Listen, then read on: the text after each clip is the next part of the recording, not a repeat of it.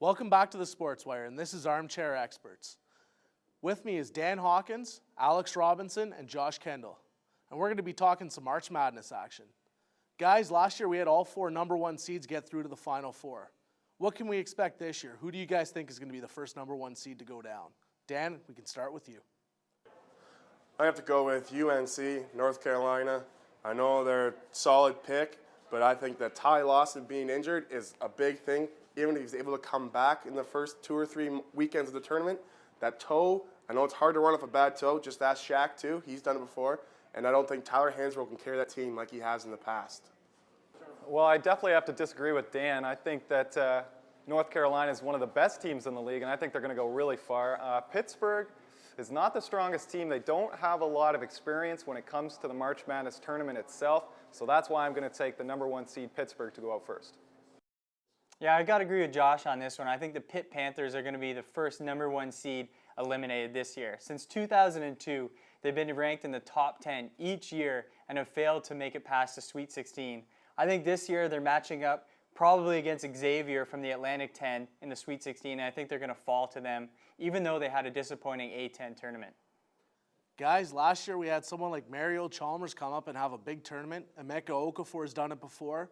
Who do you guys think is going to be the impact player in this year's tournament? Alex, let's start with you.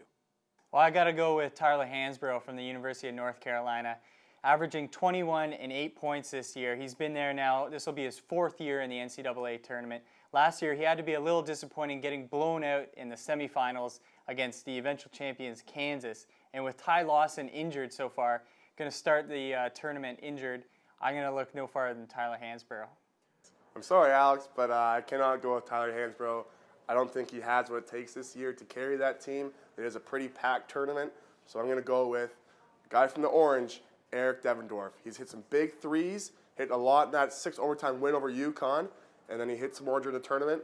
He's averaging 16 points a game, and he's shooting over 40% behind the three-point line. College is a game of three-point percentage. So if he can keep that up through the tournament, look for Syracuse and Devendorf to go far. Well, I'll tell you what, Ty Lawson has got to be one of the best players in the league. He's averaging 15 points a game, and this is a guy who the coaches have a lot of confidence to give the ball late in games.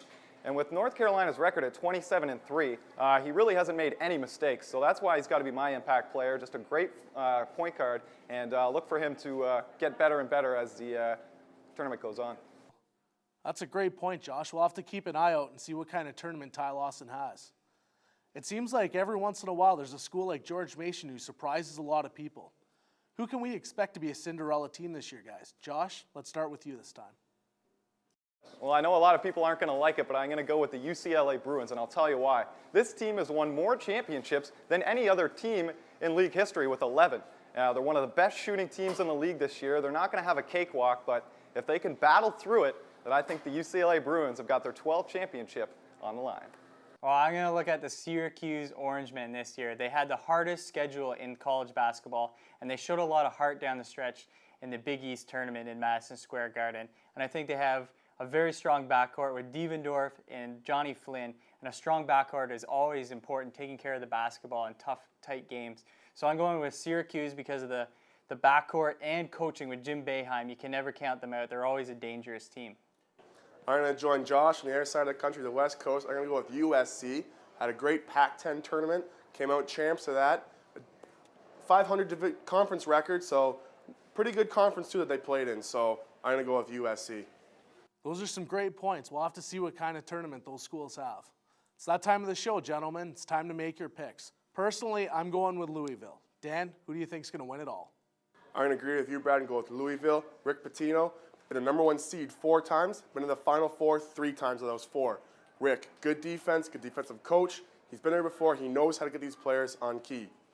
Louisville, go all the way. Well, certainly not Louisville. I'm going to have to go with the Tar Heels. Ty Lawson is a great forward or a guard, just like we were talking about. Hansbrough's having another phenomenal year. If those 2 guys are healthy and can play well, I think the Tar Heels have got it sealed. Well, I got to go with UConn.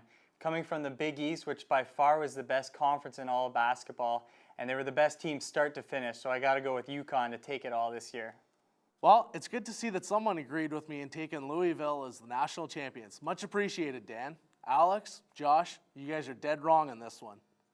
That does it for this edition of Armchair Experts and for the first season of the Sportswire. For Dan Hawkins, Alex Robinson, and Josh Kendell, I'm Brad Coccimiglio.